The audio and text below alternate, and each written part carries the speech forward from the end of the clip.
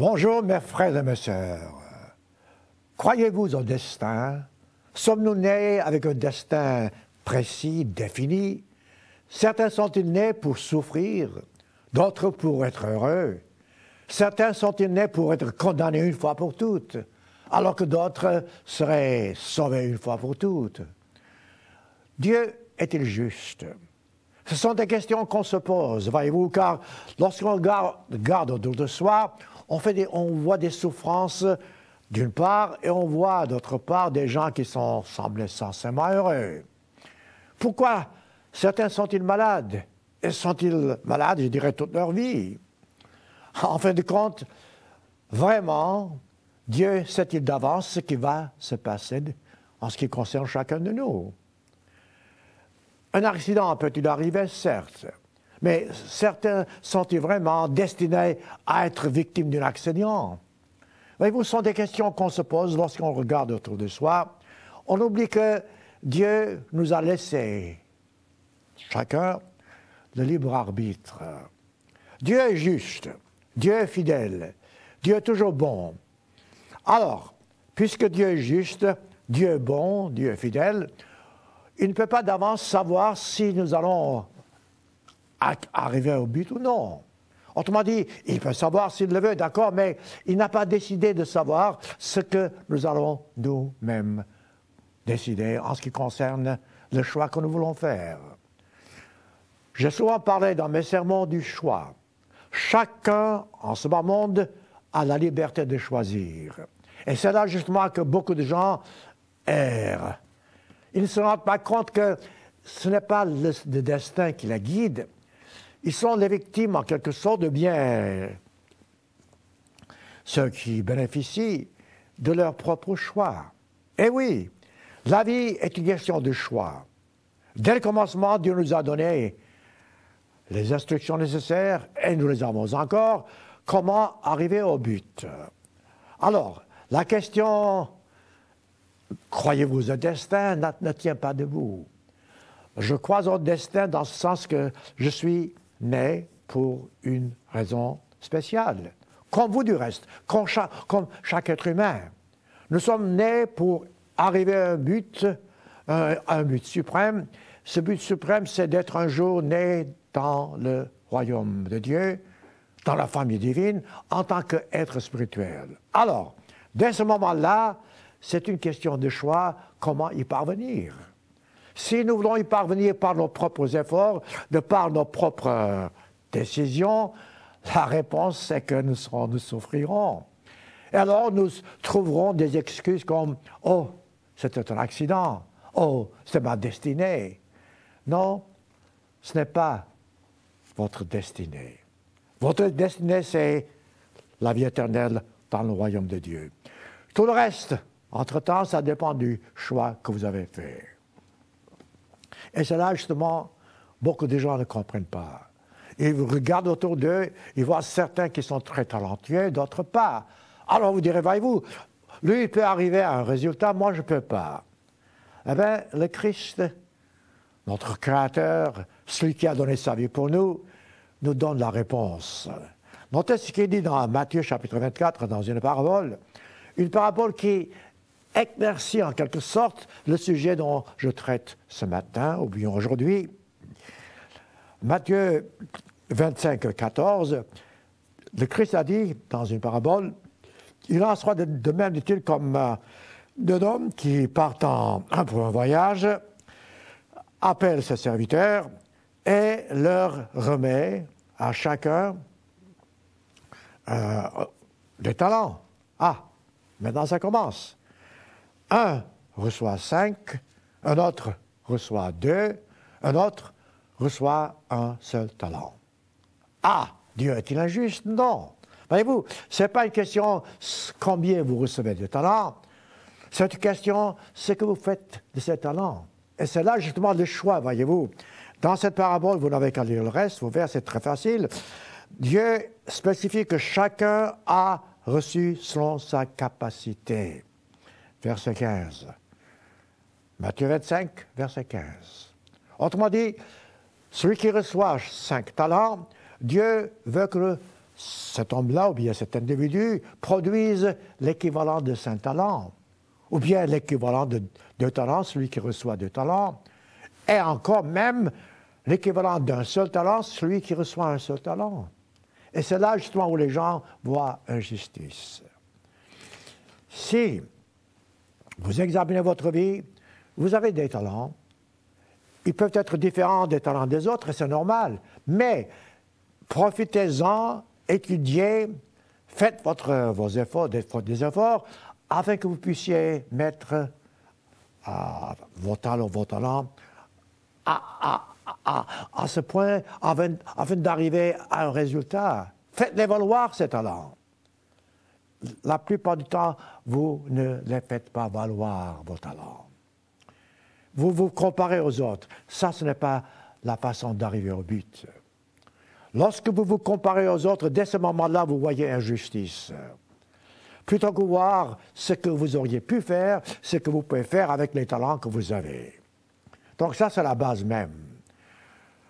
Lorsqu'on vous pose la question, croyez-vous au destin? Dès ce moment-là, dites-vous à vous-même, s'il y avait un destin, donc je serais condamné d'avance, ou bien je serais récompensé d'avance, auquel cas Dieu ne serait pas juste.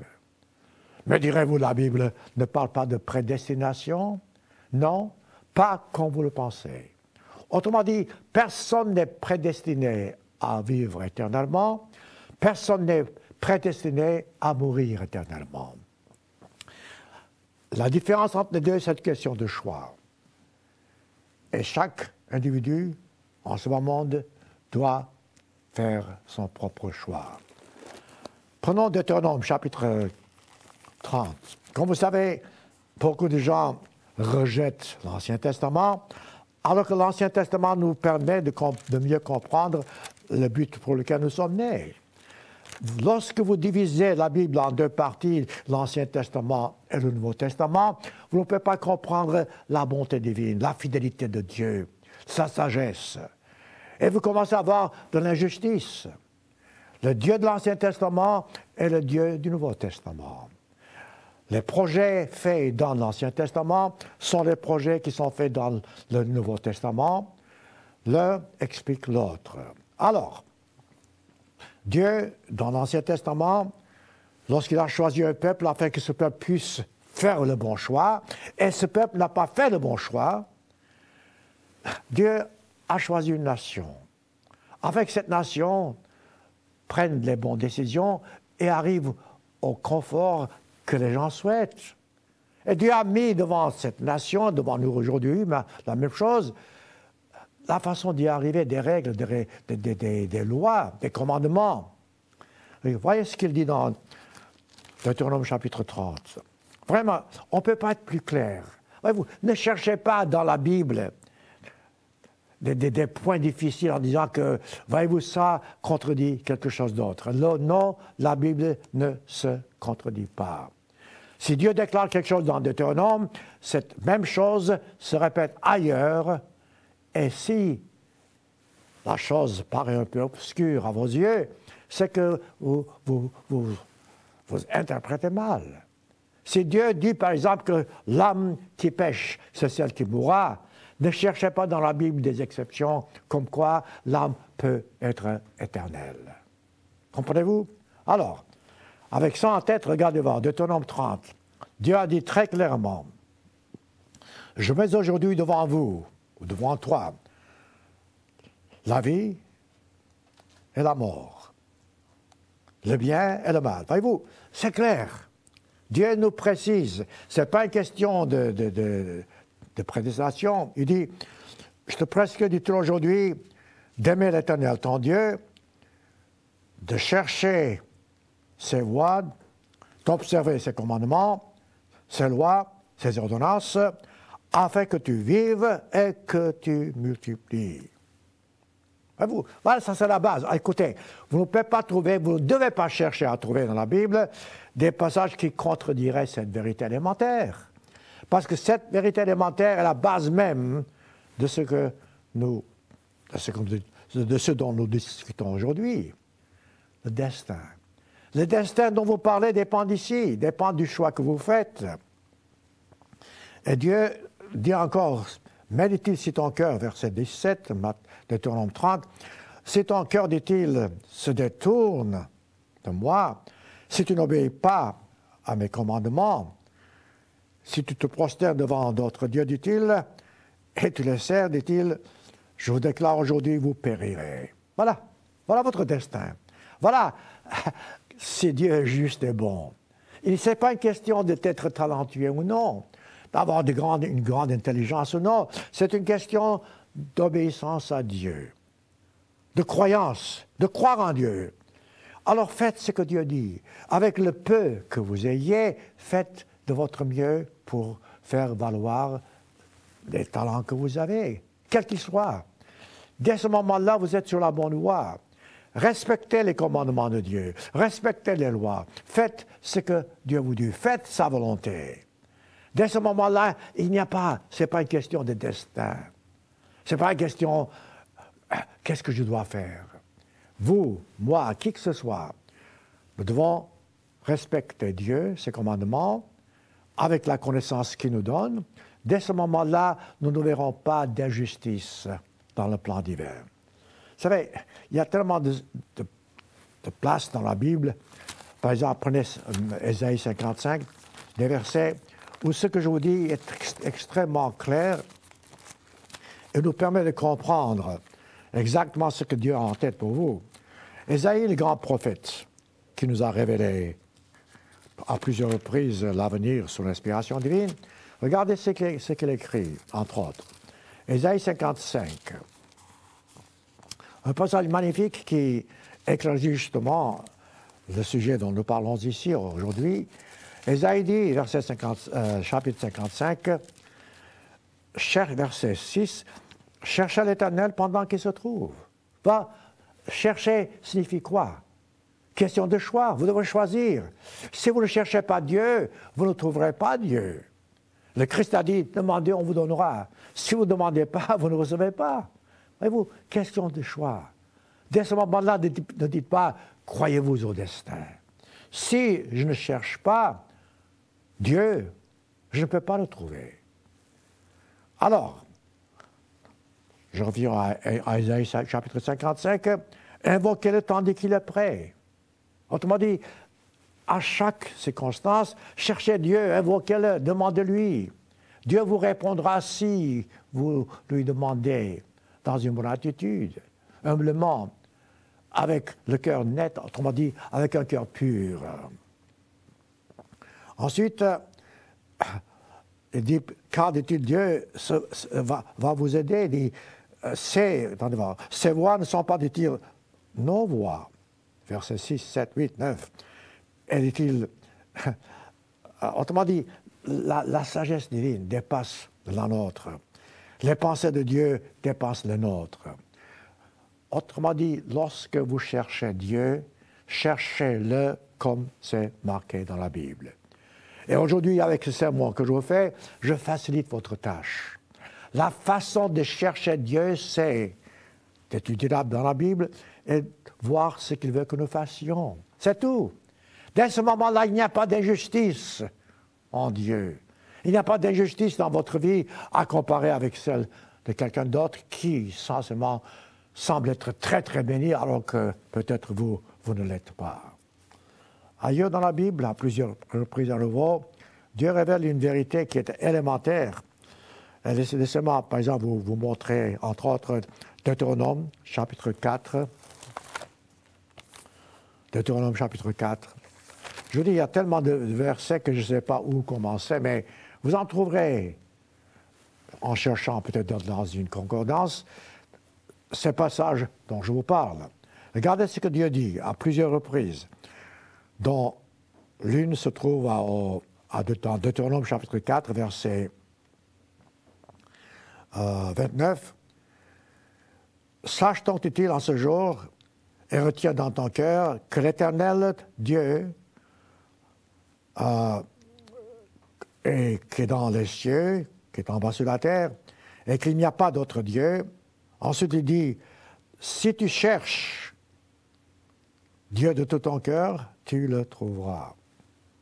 Oh, c'est clair. Il faut chercher Dieu de notre cœur. Et je répète, ce verset apparaît à plusieurs reprises dans la Bible. Alors, où en êtes-vous en ce cas? Est-ce que vous cherchez Dieu de tout votre cœur? Si vous le faites, je répète, Deutéronome 4, 29, vous le trouverez. Ce verset est répété à plusieurs reprises dans la Bible. Et le Christ lui-même, dans ses sermons et dans l'enseignement qu'il nous donne, il répète la même chose. Comme il a dit, demandez et vous recevrez. Mais pour demander, il faut être sûr que votre demande est conforme à la volonté divine. Toujours dans l'Ancien Testament, et je répète, l'Ancien Testament n'est pas différent du Nouveau Testament. Dans Deutéronome signifie déjà l'ensemble des lois. Le livre de Deutéronome nous donne les lois divines qui doivent être respectées. Alors, dans Deutéronome chapitre 28, encore une question de choix. Encore une question de, entre guillemets, de prédestination. Il n'y a pas de prédestination dans ce sens que nous sommes nés pour être condamnés. Non. Il n'y a pas de prédestination dans ce sens que nous sommes nés pour être sauvés une fois pour toutes. Non. Nous ne pouvons pas être sauvés une fois pour toutes. Notre salut dépend certes de notre décision. Regardez voir ce que Dieu dit dans Deutéronome chapitre 28. Il dit, les premiers 14 versets de ce chapitre, vous pouvez voir ce que Dieu nous promet en ce qui concerne bénédiction. Il dit, si tu obéis à la voix de l'Éternel, ton Dieu, dit-il, en observant, en mettant en pratique tous ses commandements, et alors, dit-il, Dieu te donnera la supériorité sur toutes les nations. Ici, il parle à la nation qu'il avait choisie, mais le principe est toujours la même chose. Si vous obéissez, moi, si j'obéis à Dieu en toutes choses, Dieu me donnera la supériorité dans le travail que je fais, dans le poste que j'ai. Il dit, il répandra sur vous, dit-il, toutes sortes de bénédictions, verset 2. Voilà, c'est simple, c'est clair.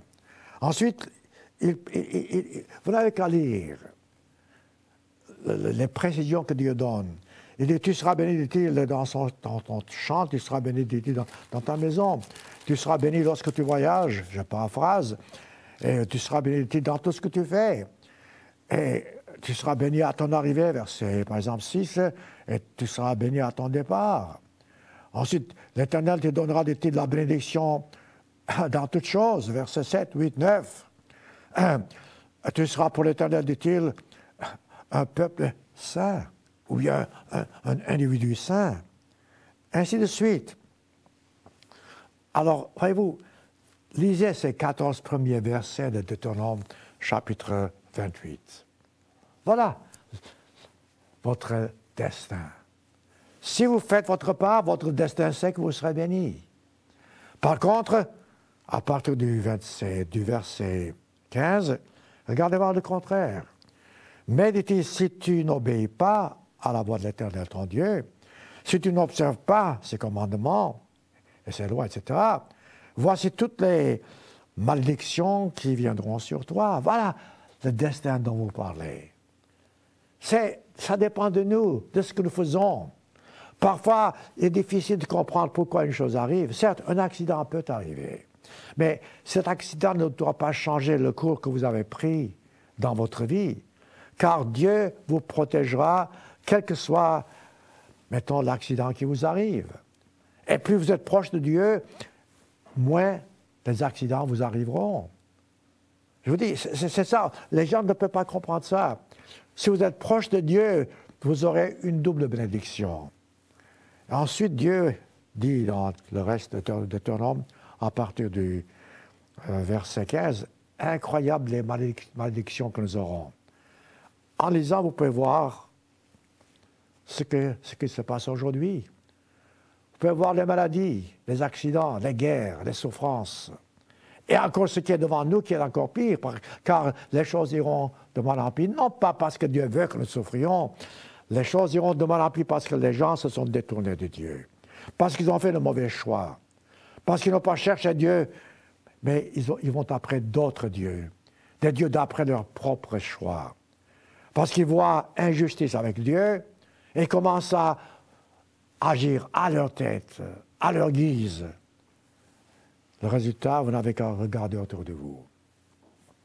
Alors, revenons à ce choix, à cette question primordiale ou bien indispensable. Nous ne sommes pas destinés à souffrir. Nous ne sommes pas destinés à mourir éternellement. Dieu a mis devant nous le choix, il nous donne le chemin à suivre, afin que nous puissions arriver au but final. Ça, c'est le destin. Dieu veut que chaque être humain puisse être sauvé. 1 Timothée chapitre 2. Et ceci se répète ailleurs dans la Bible. Le Christ est mort pour toute l'humanité. Jean chapitre 15. Voyez-vous, autrement dit, c'est simple. Le Christ n'est pas mort pour une personne, pour vous, pour certaines personnes qui seraient privilégiées, pas du tout.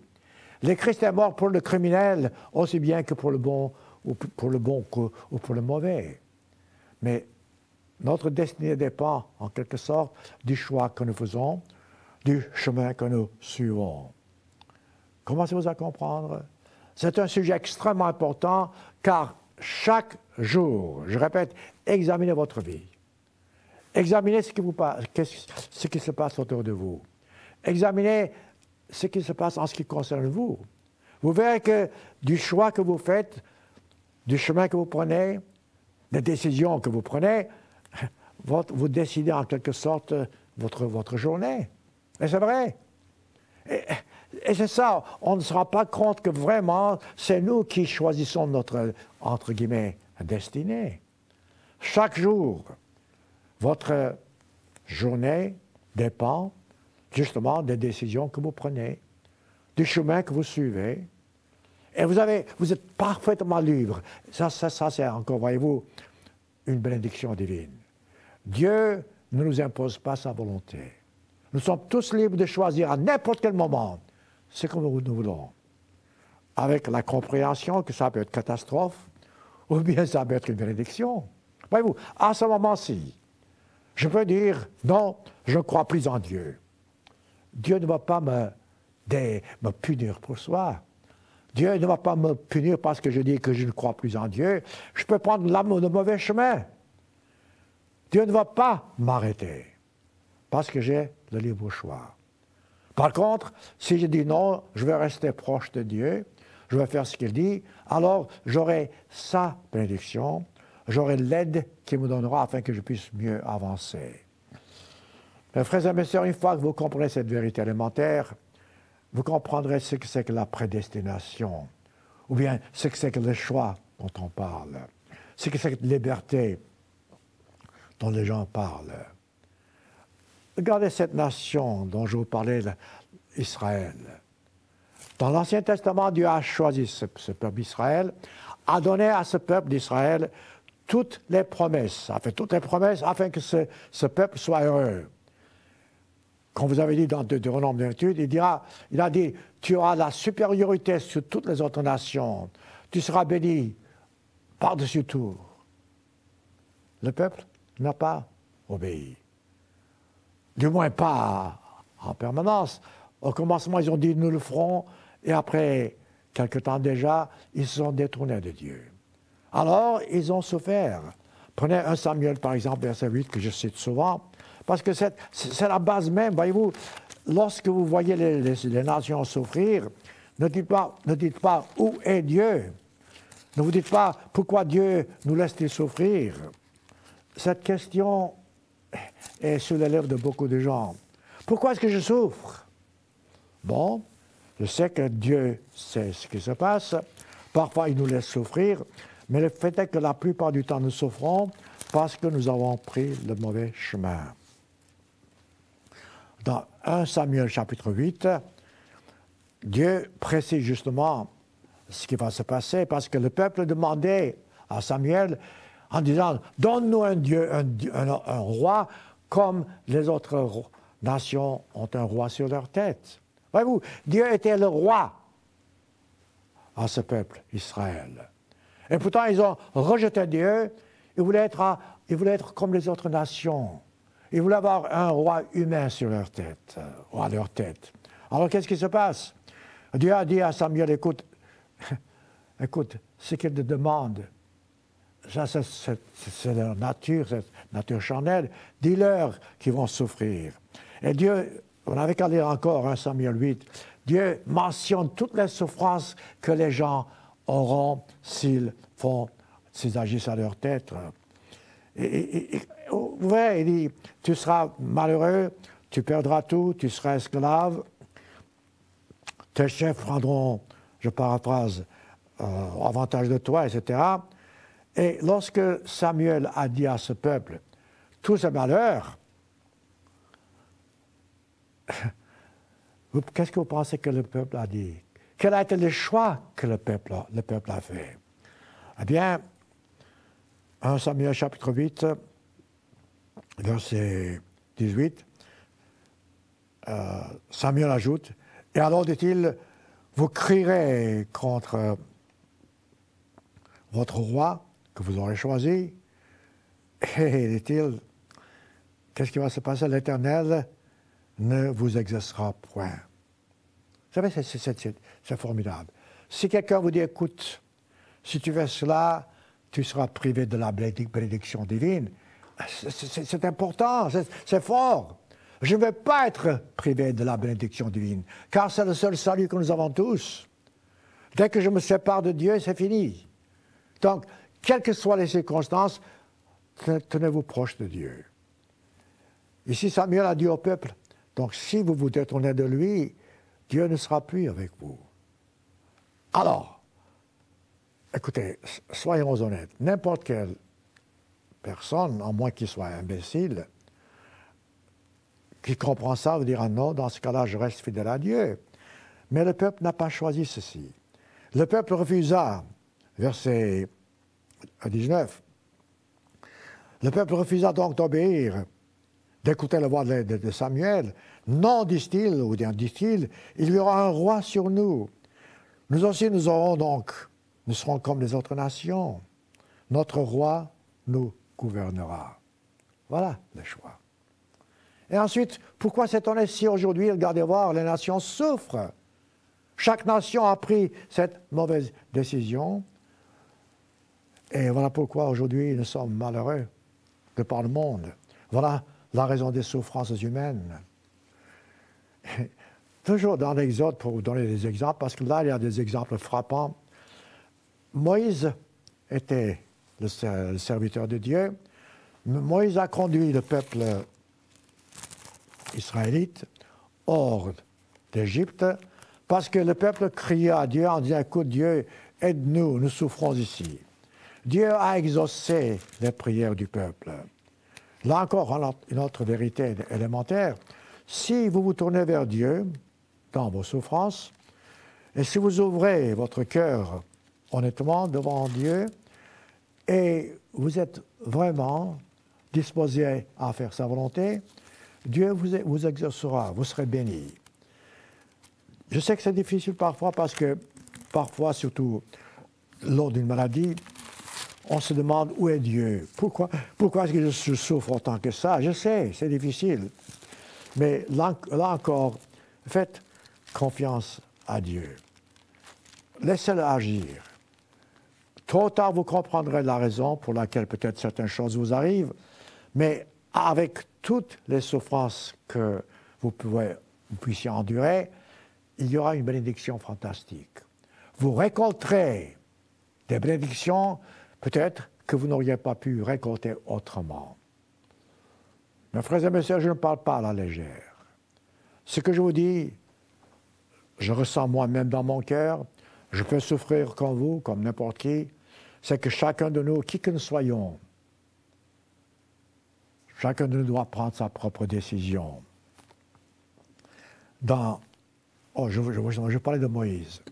Moïse a fait sortir le peuple d'Israël, d'Égypte, sous la protection divine, et le peuple a suivi Moïse.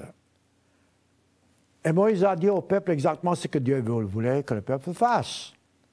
À une certaine occasion, Moïse a dit, maintenant je vais monter à la montagne pour consulter l'Éternel Dieu. Et il dit, attendez jusqu'à ce que j'arrive. Je paraphrase l'histoire. Alors, Moïse, le représentant de Dieu, en tant que gouverneur sur la nation, donne un ordre au peuple. Il dit, attendez-moi, je reviendrai. Qu'est-ce qui se passe? Dieu a permis que Moïse soit en retard pour revenir. Exode chapitre 32. Alors, le moment du retour de Moïse arrive auprès du peuple, et voilà que Moïse ne vient pas. Exode chapitre 32. Le peuple, voyant que Moïse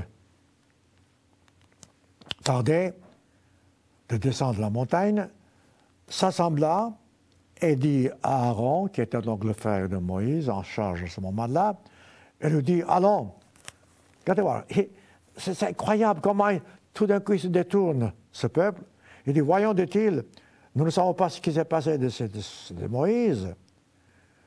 Alors dit-il, fais-nous des dieux, un Dieu qui marche devant nous, car c'est Moïse, cet homme qui nous a fait sortir du pays d'Égypte, et ce n'est pas lui qui a fait sortir, c'est Dieu, mais enfin, nous savons ce qui s'est passé de lui. Alors, donc, si le chef que Dieu a mis sur vous, mettons, le chef humain n'est pas là, ça veut dire que vous détournez de Dieu. Et c'est ce qui s'est passé avec le peuple ici. Et Aaron, le frère de Moïse, Aaron aurait dû être plus courageux. Lui aussi, il a fait un choix. Il a été puni pour son choix. Aaron aurait pu dire au peuple, non, vous restez fidèles à Dieu, vous restez fidèles à la promesse que vous avez faite à Moïse, vous attendez jusqu'à ce que Moïse revienne. Mais Aaron a eu peur que le peuple se tourne contre lui. Aaron, en quelque sorte, a fait un compromis. Le peuple demande d'adorer des dieux tout à fait faux, des dieux faits de la main des hommes. Alors, Aaron a cédé au peuple. Aaron dit, écoutez, dit-il, donnez-moi tout ce que vous avez comme anneaux, d'or, etc. Et il a permis qu'on fasse de cette bijouterie, si vous voulez, un veau d'or. Et voilà, dit-il, votre Dieu. Et le peuple a commencé à adorer ce veau d'or. Incroyable. Pourquoi? Parce que Moïse tardait de revenir. Alors, voyez-vous, là encore, ce peuple était-il destiné à périr? Non. Ces souffrances qui ont suivi étaient-elles nécessaires? Non. Et ils ont été punis. Lorsque Moïse est descendu de la montagne, Dieu a dit, regarde voir ton peuple, regarde voir ce qu'ils font. Vous savez fort bien le reste de l'histoire. Là encore, lisez, il faut que vous lisiez la Bible vous-même. Dieu a épargné la vie de ces hommes-là, non pas parce que, comment dirais-je, il voulait les bénir, parce qu'il a eu pitié de Moïse. Car Moïse a dit, écoute Dieu, élimine-moi, mais épargne le peuple. C'est à cause de l'amour qu'il avait pour Moïse que Dieu a épargné la vie de ce peuple-là. Voyez-vous, la bonté de Dieu dépasse tout, toute chose. Mais nous devons rester, nous, fidèles à Dieu. Il y a tellement d'exemples, je peux vous en citer des centaines et des centaines dans la Bible.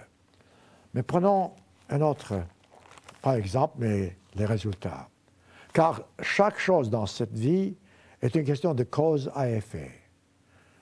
Si je me laisse brûler, eh bien, la conséquence, c'est que je suis brûlé. Autrement dit, si je mets le moi dans le feu, eh bien, je me brûlerai. Si je laisse quelque chose de fragile tomber, il se cassera, ainsi de suite. Donc, cause et effet. Alors, avec ce système dont nous parlons, lorsque vous ne faites pas ce que Dieu vous dit, c'est cause et effet, le résultat sera tout à fait contraire à ce que vous attendiez. Notez-le, dans Romains chapitre 8, chapitre 1 plutôt, et l'apôtre Paul a beaucoup à dire à ce sujet, parce que l'apôtre Paul a suivi les recommandations du Christ, et le Christ, à travers ses enseignements, les 3 ans et demi qu'il a passé sur cette terre, le Christ a montré au peuple, à nous tous, à vous et à moi, le chemin à prendre. Le sermon sur la montagne dont vous parlez, c'est incroyable. Le sermon sur la montagne vous montre comment être heureux en ce bas monde malgré les circonstances. Ce n'est pas une question de prédestination. Ce n'est pas « croyez-vous au destin ». La question c'est « croyez-vous à cause et effet ». S'il y a une cause, il y a un effet qui est produit. Si je tue quelqu'un, je paye l'amende. Si je mens, j'en paye l'amende, et ainsi de suite. Alors, avec tout ce qui s'est passé maintenant, vous pouvez voir exactement où nous en sommes aujourd'hui. À l'époque de Moïse, il y avait beaucoup moins d'inventions technologiques, si vous voulez, mais la nature humaine était la même. Avec le peu qu'ils avaient en tant que connaissances physiques ou technologiques, ils ont fait assez de dégâts pour souffrir. À notre époque, alors que la technologie nous offre les moyens de nous anéantir nous-mêmes, nous avons pu faire une bombe atomique. Nous avons pu faire une bombe qui a tué des centaines et des centaines de milliers de gens. Nous avons depuis lors inventé même la bombe à hydrogène. Alors, croyez-vous au destin?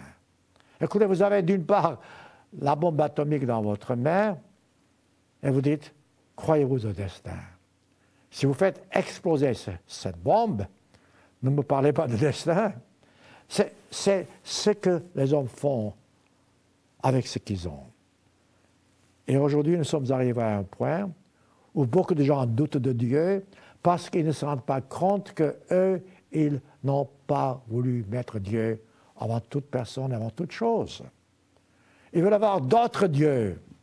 Ils veulent avoir une richesse ou bien un bonheur fictif, un bonheur terrestre sur cette terre à leur façon, au lieu d'avoir ce bonheur à la façon divine. Il se peut que vous n'ayez pas ce que vous voulez avoir en ce bas monde, mais vous serez content et heureux avec ce que vous avez.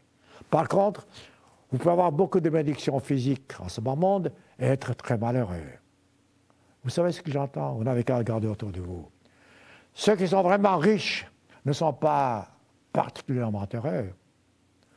Il y a l'un des hommes les plus riches du monde qui avait fait, je pense, 5 mariages, je ne me rappelle pas, il dit « J'aurais donné toute ma fortune pour avoir un seul mariage heureux. » Voilà. Croyez-vous au destin? Cet homme était-il né pour avoir 5 mariages malheureux? Non. Il a fait le choix. Il a pris sa décision. Il a payé et il paye encore maintenant les conséquences. Dans Romains chapitre 1, Dieu parle justement de cela. Dieu parle cause et effet, conséquences.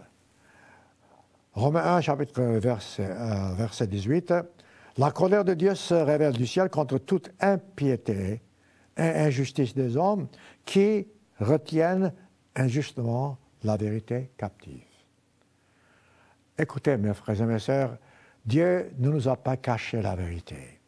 Dieu nous montre le chemin à suivre pour arriver au but, mais ce chemin n'est pas toujours conforme à nos désirs. Parce que Dieu donne des commandements, et ces commandements ne sont pas nécessairement conformes à nos sentiments physiques. Moi, je voudrais faire des choses à ma façon pour plaire à ma chair physique, mettons, alors que cette façon humaine d'agir ne me permettrait pas vraiment d'arriver au but. Voilà pourquoi beaucoup de gens se détournent de Dieu, parce qu'ils pensent que par les moyens qu'ils ont, ils pourraient arriver au but et en même temps bénéficier des bénédictions divines, qui n'est pas le cas.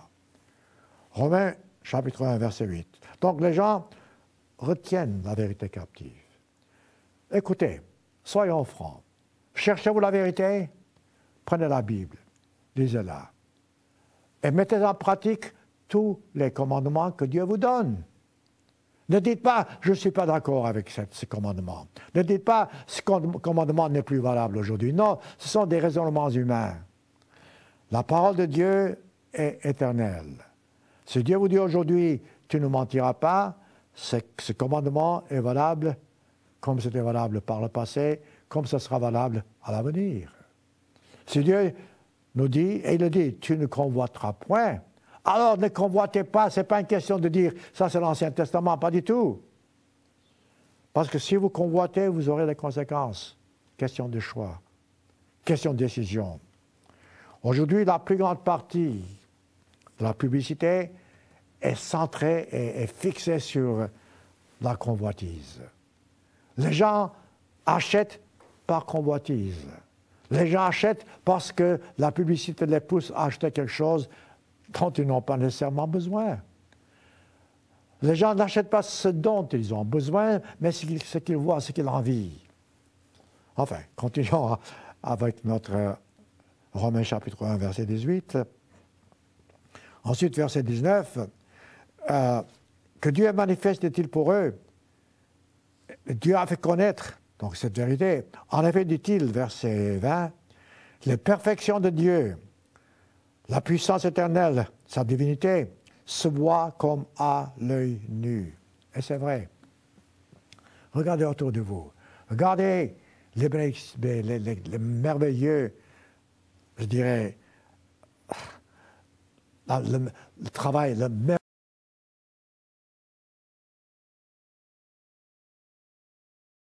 Regardez voir l'univers, la perfection qu'il y a dans l'univers. Regardez voir les lois qui gouvernent l'univers. La science aujourd'hui fait des miracles parce que la science compte sur les lois qui régissent l'univers. Nous envoyons des astronautes à la Lune ou bien dans l'espace. Pourquoi? Parce que nous comptons sur les lois que Dieu a établies. Et ces lois sont toujours là. Grâce à ces lois, l'on peut arriver à la Lune. Autrement dit, Dieu n'a pas caché la vérité. Dieu n'a pas caché sa force, la façon de parvenir, mais les gens, parfois donc, se sont détournés de Dieu. Ils sont donc, verset 20, inexcusables, parce qu'ayant connu Dieu, ils ne l'ont pas glorifié comme Dieu. Voilà ce qui se passe. Et ils sont égalité dans leurs pensées. Sans intelligence, ils sont devenus fous. Voyez-vous,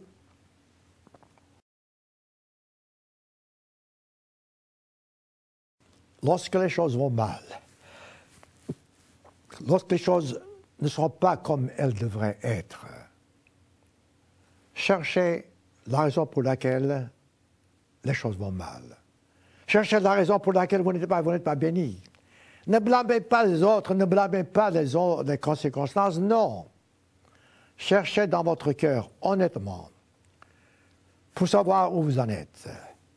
Et vous verrez la différence. Vous verrez que ce n'est pas une question vraiment que vous soyez maudit ou béni, ou bien prédestiné.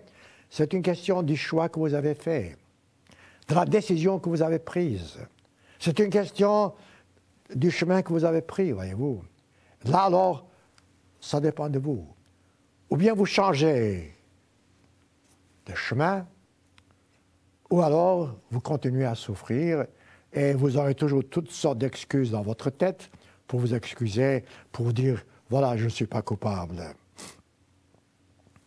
Ensuite, les gens, Dieu dit que les gens, les hommes, ont glorifié ou bien servi la création et non pas le Créateur. Ensuite, c'est pourquoi, verset 24, Dieu les a livrés à leur sens éprouvé, selon les convoitises de leur cœur. Parce que, dit-il, en sorte qu'ils déshonorent, dit-il, eux-mêmes, leur corps, leur propre corps. Ensuite, il parle justement que les hommes vont après d'autres hommes, les femmes vont après d'autres femmes, alors que c'est tout à fait contraire à la loi divine. C'est pourquoi, dit-il, il y a toutes sortes de souffrances. Je paraphrase. Comme, verset 28, comme ils ne se sont pas souciés de Dieu, Dieu les a livrés, ou a permis qu'ils soient livrés, à leur sens réprouvé. Ainsi de suite. Voilà où nous en sommes. Voilà pourquoi je répète, lorsque vous parlez de l'avenir, lorsque vous parlez de l'Exode, cherchez d'abord à savoir ce que vous faites, ou bien ce que les hommes font. Comment vous pouvez vraiment éviter ce genre de choses. Je vous ai souvent dit que d'après la Bible, Satan le diable est toujours encore le roi de ce siècle, de ce monde. Satan, voyez-vous, lui-même a fait cette même expérience dont je vous parle. Satan, au commencement, n'était pas Satan. Il n'a pas été créé comme Satan. Il a été créé comme Lucifer. Savez-vous ce que Lucifer signifie? Un être qui apporte la lumière. Plein de lumière. Et en effet, Lucifer était plein de sagesse, plein de splendeur. Lucifer était un archange qui dominait sur cette terre avant la création de l'homme. Ésaïe chapitre 14. J'en ai souvent parlé, mais ça nous aide à comprendre ce qui se passe, parce que nous aurions dû apprendre par l'exemple de Satan et de ses anges, parce que Dieu a créé les anges avant d'avoir créé les hommes. Les anges habitaient sur cette terre. Vous l'avez regardé dans la Bible, c'est marqué partout, dans Genèse, dans Ésaïe, et dans le chapitre, je vais vous citer maintenant, Ésaïe 14. Dieu a créé et que les anges habitaient cette terre, et que les anges avaient à leur tête un archange qui s'appelait Lucifer. Alors, Lucifer était grand, il avait énormément de pouvoir, mais il voulait davantage il convoitait la puissance divine. Il voulait être Dieu, comme Dieu l'est. Alors, était-il prédestiné au sort qu'il a choisi? Non. Lucifer a fait le mauvais choix, comme beaucoup d'entre nous, nous faisons le mauvais choix. Alors, il voulait donc, lui, ressembler à Dieu. Et qu'est-ce qui se passe? Ésaïe 14, verset 12. Tu vois la tombée d'études du ciel, astre brillant. Voyez-vous, voilà votre Lucifer, astre brillant, fils de l'aurore. Tu as été abattu à terre, toi le vainqueur des nations. Tu disais en ton cœur, je monterai au ciel. Voilà, je serai grand. Je serai comme Dieu. Je lèverai mon trône au-dessus du trône de Dieu, ou bien au-dessus des étoiles de Dieu. Je m'assierai sur la montagne de l'assemblée. Autrement dit, il veut être Dieu, quoi. À l'extrémité du septentrion, je monterai sur le sommet des nues. Autrement dit, il veut être Dieu. Qu'est-ce qui se passe? Alors, mais tu as été précipité dans le séjour des morts. C'est dès ce moment-là que Lucifer a été transformé en Satan, qui est le diable, qui est l'adversaire, et que les anges qui l'ont suivi eux aussi, donc, sont devenus des démons.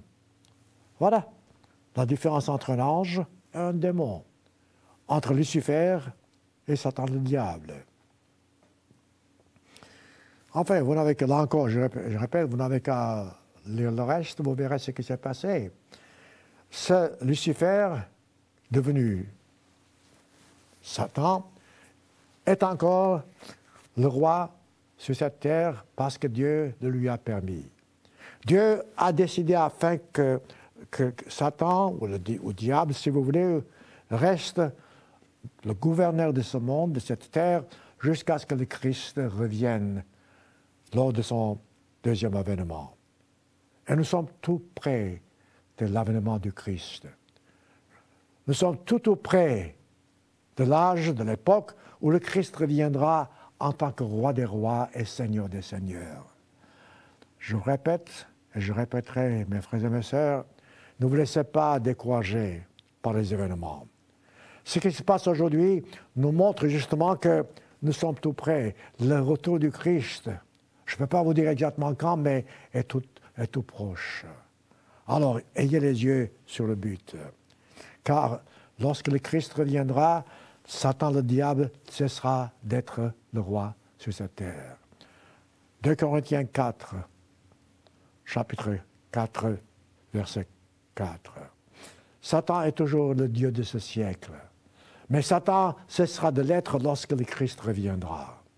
Et alors, les gens auront, je dirais, verront les choses plus claires.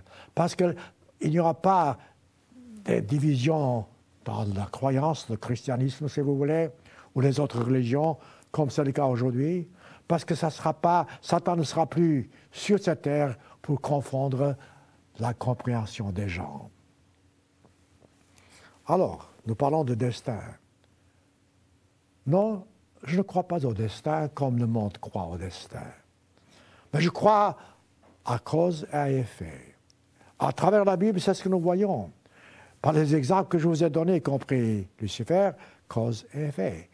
Lucifer aurait pu rester archange, aurait pu encore être sur les anges sur cette terre. Mais il a choisi, il a fait un choix, et les conséquences, on les voit aujourd'hui.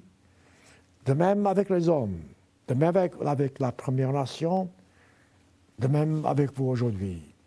Ne regardez pas autour de vous, ne blâmez personne. Dites-vous à vous-même, ai-je pris la bonne décision? Est-ce que je prends le bon choix? Jacques, chapitre 4. Oui, c'est cette vérité qui se répète à travers la Bible, dans tous les enseignements que vous voyez, et cette vérité se présente, ou bien nous est présentée de façon différente afin que nous puissions vraiment comprendre. Jacques, chapitre 4.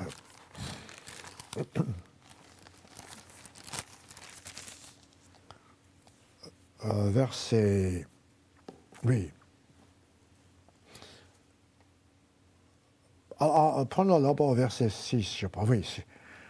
Dieu accorde, dit-il, au contraire, sa grâce plus excellente encore. C'est pourquoi l'Éternel, l'Écriture dit, Dieu résiste aux orgueilleux. L'orgueil, la vanité est un péché. Dieu existe aux orgueilleux. Si vous avez pris ce chemin, automatiquement, vous êtes déjà sur la mauvaise voie. Automatiquement, votre choix vous conduira aux souffrances. Ne cherchez pas des excuses. Ne blâmez pas Dieu, ne blâmez pas les autres, ne vous blâmez même pas vous-même. Vous avez pris le mauvais chemin. Changez de direction. Dieu déteste l'orgueil. Mais il fait grâce aux humbles. Vous savez ce que c'est que humble, humilité? L'humilité, c'est que vous comprenez que vous ne valez rien, humainement parlant, que tout ce que vous avez vient de Dieu, et que c'est Dieu qui, en fin de compte, vous récompense. Donc, lorsque vous vous considérez tel que vous êtes, comme vous n'êtes rien, vraiment. Et laissez Dieu faire les choses. Soyez-lui reconnaissant. L'homme le plus heureux en ce bas monde, c'est l'homme qui se plaint le moins. Autrement dit, plus vous êtes reconnaissant à Dieu, plus vous êtes humble. Et plus vous appréciez ce que vous avez. Malheureusement, la plupart du temps, n'apprécient pas ce qu'ils ont, et regardent ailleurs, et ils envient ce qu'ils n'ont pas. Ce faisant, ils prennent le mauvais chemin. Et Jacques écrit, verset 7, Jacques 4, verset 7, « Soumettez-vous à Dieu. » Voilà. Voilà. Croyez-vous au destin? Non. Voilà votre destin. Soumettez-vous à Dieu. Faites ce qu'il vous dit. Résistez au diable, le diable dont nous parlons, et le diable fuira loin de vous. Car nous sommes encore sous l'influence de Satan en ce moment. Donc si nous nous approchons de Dieu, Satan fuira loin de nous. Et dit-il, nettoyez, dit-il, vos mains, et purifiez-vous, etc. Voilà la façon de prendre le bon chemin, voilà la façon d'arriver au but, voilà la façon d'éviter justement ce que nous appelons, entre guillemets, un accident. Oui, certes, je ne dis pas qu'un accident n'arrive pas, ça peut arriver, mais ça sera beaucoup moins grave et beaucoup moins fréquent, peut-être même jamais, tout dépend de la façon dont nous faisons des choses. Ensuite, vous savez, il y a beaucoup de gens qui disent « Ah bien, je crois en Dieu, je suis croyant. » Vous savez, nous, dans l'Église de Dieu, nous recevons pas mal de lettres. Surtout avec Internet, c'est incroyable. Les gens nous contactent.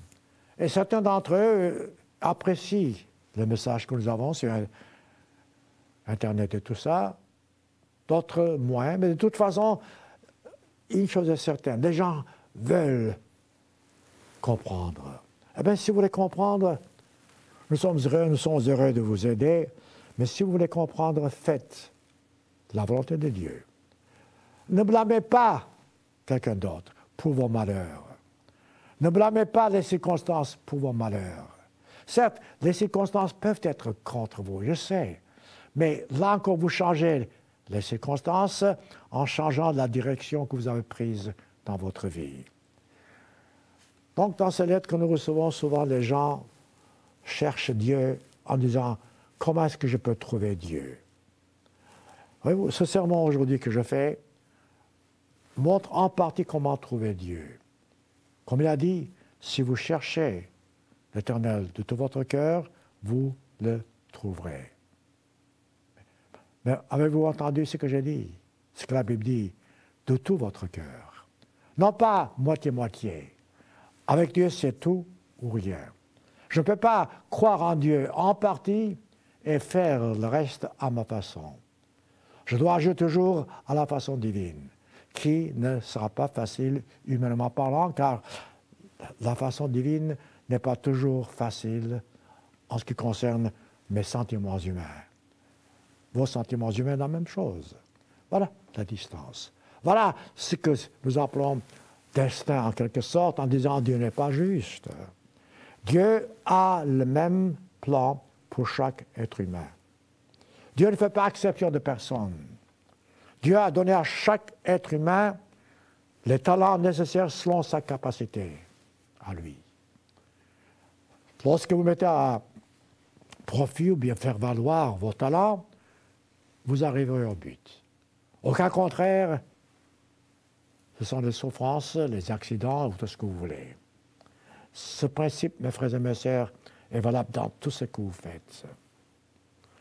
Regardez dans 1 Jean chapitre 5, 1 Jean chapitre 2. 1 Jean chapitre 2, verset 5. Vous savez, non, verset 3. 1 Jean 2, verset 3. Si nous gardons ces commandements, nous savons que nous l'avons connu. Celui qui dit « je ne l'ai connu », qui ne garde pas ses commandements, est un menteur. Voyez-vous? Si vous êtes menteur dès ce moment-là, vous n'êtes plus béni. Et la vérité n'est point en lui. Mais celui qui garde sa parole, l'amour de Dieu est véritablement parfait en lui. Celui qui dit, verset 6, que demeure en lui, doit marcher aussi comme lui, c'est-à-dire le Christ, a marché lui-même. Voilà. Cause et effet. Voilà les circonstances dont nous parlons. Regardez voir aujourd'hui, pour en revenir à notre époque, quel est le malheur principal de l'humanité en ce qui concerne la société. Je ne parle pas maintenant de la société, le chemin que les gens ont pris. Je parle maintenant du cœur même de la société. C'est quoi le cœur de la société? Pensez-y. Ce sont les rapports entre l'homme et la femme. Autrement dit, le mariage. L'homme a été créé pour pouvoir se marier, produire d'autres enfants. Et aujourd'hui, ce foyer où le bonheur doit vraiment se perpétrer ou bien commencer à s'épandre, ce foyer aujourd'hui a été mal compris, mal exercé. Aujourd'hui, le plus grand malheur de l'humanité, c'est la rupture dans le mariage. Autrement dit, il y a plus de divorces, d'après les statistiques, que de mariage. Les gens se marient, se séparent, etc. Donc, si vous n'avez pas un mariage fondé sur les principes divins, sur les commandements de Dieu, vous n'avez pas de la paix dans votre foyer. Dès ce moment-là, ne blâmez personne. Et le mariage n'est pas facile, je sais. Parce qu'il y aura toujours des choses, il y a toujours un sacrifice de part et d'autre. L'homme ne veut pas faire ce sacrifice comme il le devrait. La femme ne veut pas faire ce sacrifice comme elle le devrait. Dès ce moment-là, vous avez la confusion. Dieu donne dans l'Éphésiens, par exemple, chapitre 5, des recommandations simples que j'ai souvent citées et qui nous permettent d'avoir un mariage heureux et qui nous permettent d'avoir donc ce bonheur que beaucoup de gens cherchent sans jamais trouver au sein du foyer. Là encore, ce n'est pas une question que telle ou telle personne est bénie parce qu'ils ont une bonne famille. Non. Faites ce que Dieu vous dit au sein du mariage. Vous verrez la différence. Éphésiens chapitre 5, Dieu dit aux femmes, soyez soumises à vos maris comme au Seigneur. Voyez-vous, les femmes, tout comme les hommes, ne sont pas soumis à Dieu. Donc si les femmes ne sont pas soumises à Dieu, comment peuvent-elles l'être à leur mari? Et ensuite, Paul explique que c'est comme l'Église qui est soumise à Dieu. Voyez-vous, ce parallèle qu'il tire, en fin de compte, d'après la Bible, nous sommes, en tant qu'Église, l'épouse du Christ. Comme l'épouse du Christ, l'Église doit obéir à Dieu, les femmes doivent aussi obéir à leur mari de cette façon-là. Oh, je sais les gens, les excuses que les femmes donneront, je sais. C'est normal, parce que les gens, vous direz, les hommes ne font pas leur part, et vous avez raison. Mais par contre, si les maris faisaient leur part, si le mari se comportait comme le Christ se comporte à l'égard de l'Église, et le Christ est toujours juste, toujours parfait, en toutes choses, c'est ce que l'apôtre Paul dit. Marie, dit-il, soyez, aimez vos femmes comme le Christ a aimé l'Église. Voilà.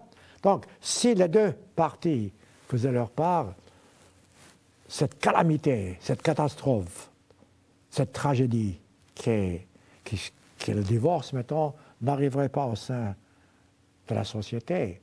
Et vous auriez une société tout à fait différente. Vous auriez une vie différente. Beaucoup de gens, beaucoup de personnes se lancent dans le mariage seulement en voyant le côté physique, le côté plaisir charnel, et n'étant pas prêts à assumer leurs responsabilités individuelles dans le mariage. Voilà le résultat.